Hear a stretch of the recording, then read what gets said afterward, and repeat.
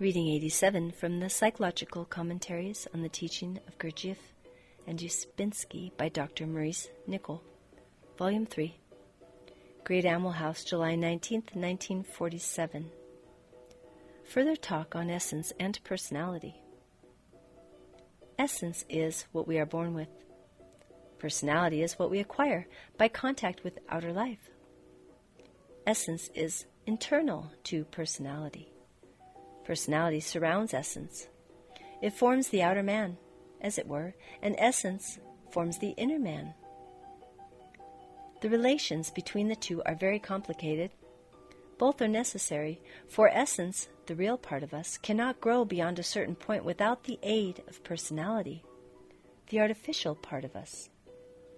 One interesting thing is that the work teaches that those two parts of us are under different laws. Everything that exists is under laws. Personality is under what is called in the work the law of accident, and essence is under the law of fate. We begin life under the law of fate, but soon pass under the law of accident. But we should, in later life, pass out of the law of accident and come again under the law of fate. These phases correspond to change of sign. That is, at first in early life, essence is active. Then it becomes passive, while personality is forming. Finally, it should become active again at the expense of personality.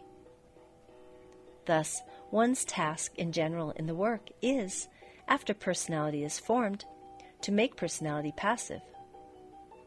If you remain in older life, dominated by all the opinions, prejudices, buffers, attitudes, pictures of yourself, etc., that you have acquired in personality, essence cannot grow. The unreal side of you gains the victory. Also, you remain under the law of accident.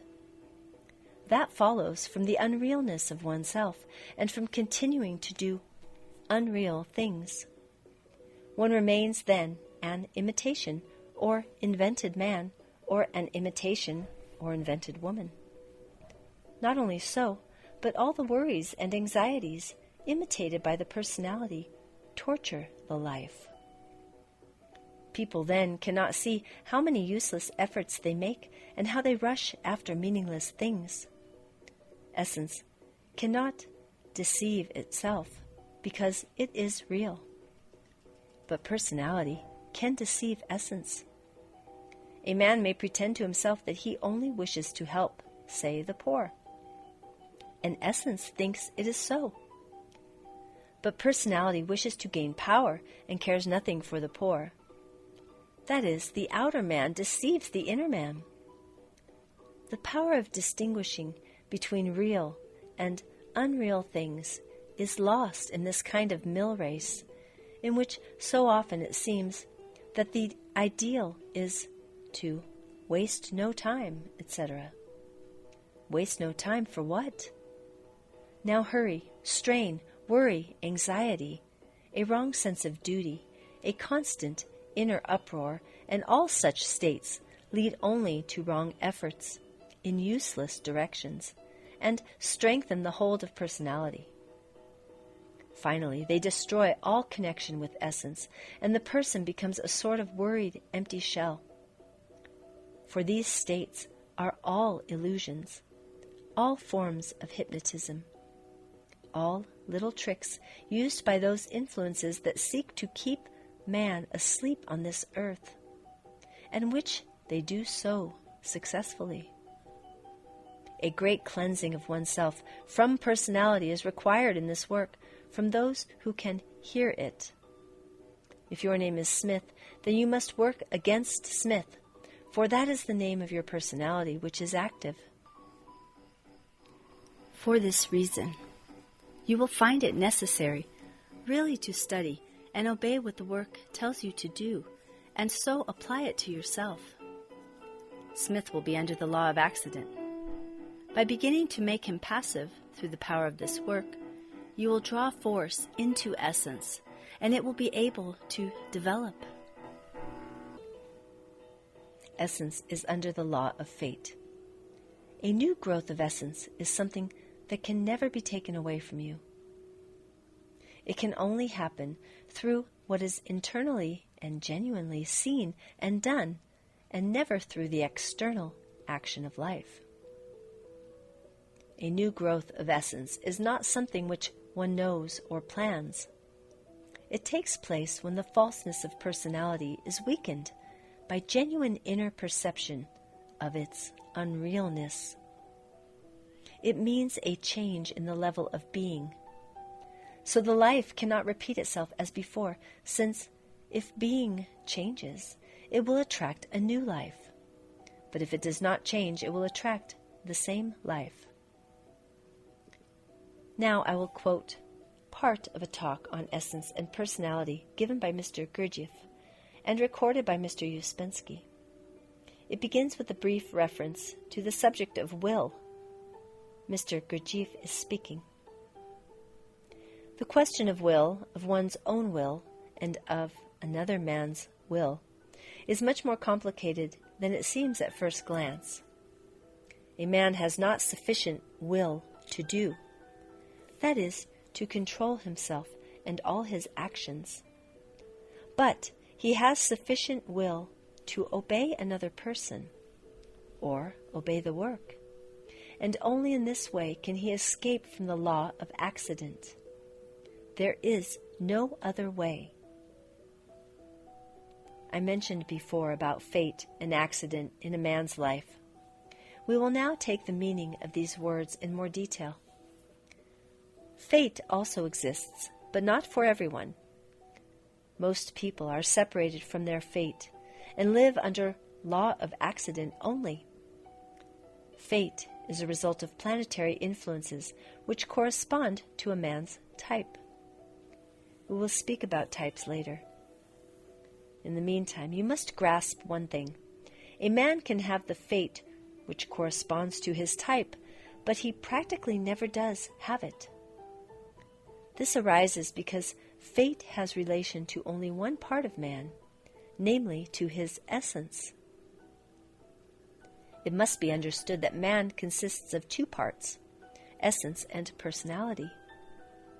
Essence in a man is what is his own. Personality in a man is what is not his own. Not his own means what has come from outside, what he has learned, or what reflects all traces of external impressions left in the memory and in the sensations, all words and movements that have been learned, all feelings created by imitation. All this is not his own. All this is in personality. From the point of view of ordinary psychology, the division of man into personality and essence is hardly comprehensible. It is more exact to say that such division does not exist in psychology at all. A small child has no personality as yet. He is what he really is. He is essence. His desires, tastes, likes, dislikes express his being, such as it is. But as soon as so-called education begins, personality begins to grow. Personality is created partly by the intentional influences of other people, that is, by education, and partly by involuntary imitation of them by the child itself. In the creation of personality, a great part is also played by resistance to people around him, and by attempts to conceal from them something that is his own or real. Essence is the truth in man. Personality is the false.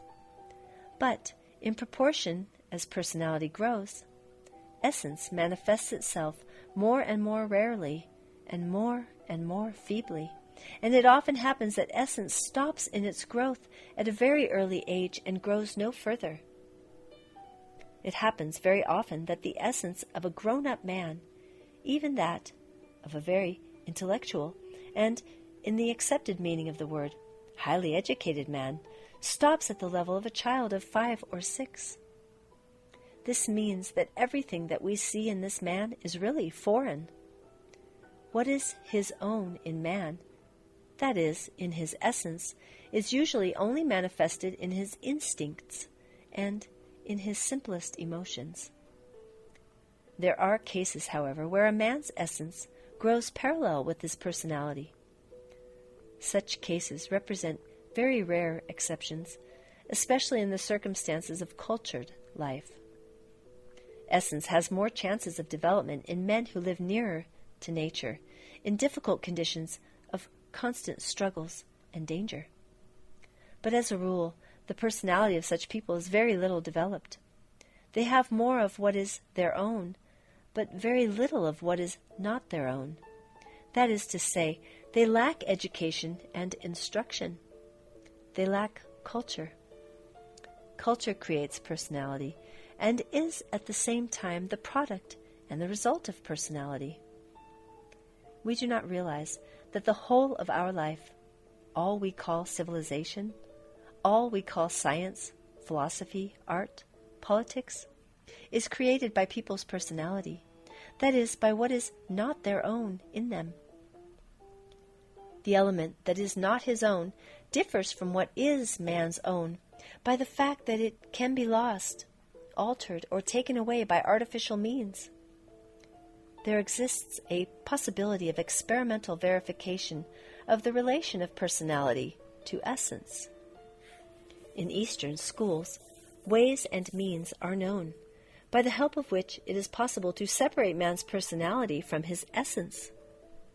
For this purpose, they sometimes use hypnosis, sometimes special narcotics, sometimes special kinds of exercises. If personality and essence are for a time separated in a man by one or another of these means, two beings are, as it were, formed in him, who speak in different voices, have completely different tastes, aims, and interests, and one of these two beings often proves to be on the level of a small child. Continuing the experiment further, it is possible to put one of these beings to sleep, or the experiment may begin by putting to sleep either personality or essence. Certain narcotics have the property of putting personality to sleep without affecting essence. And for a certain time, after taking this narcotic, a man's personality disappears, as it were, and only his essence remains. And it happens that a man full of the most varied and exalted ideas, full of sympathies and antipathies, love and hatred, attachments, patriotism, habits, tastes, desires, convictions, suddenly proves quite empty, without thoughts, without feelings, without convictions, without views.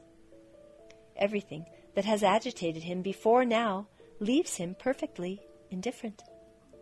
Sometimes he sees the artificiality and the imaginary character of his usual moods, or his high-sounding words. Sometimes he simply forgets them, as though they had never existed. Things for which he was ready to sacrifice his life now appear to him ridiculous, meaningless, and unworthy of his attention. All that he can find in himself is a small number of instinctive inclinations and tastes. He is fond of sweets, he likes warmth, he dislikes cold, he dislikes the thought of work, or on the contrary, he likes the idea of physical movement. And that is all. Sometimes, though very seldom, and sometimes when it is least expected, essence proves fully grown and fully developed in a man, even in cases of undeveloped personality. And in this case, essence unites together everything that is serious and real in a man. But this very seldom happens. As a rule, man's essence is either primitive, savage, and childish, or else simply stupid. The development of essence depends on work on oneself. A very important moment in the work on oneself is when a man begins to distinguish between his personality and his essence. A man's real I, his individuality, can grow only from his essence.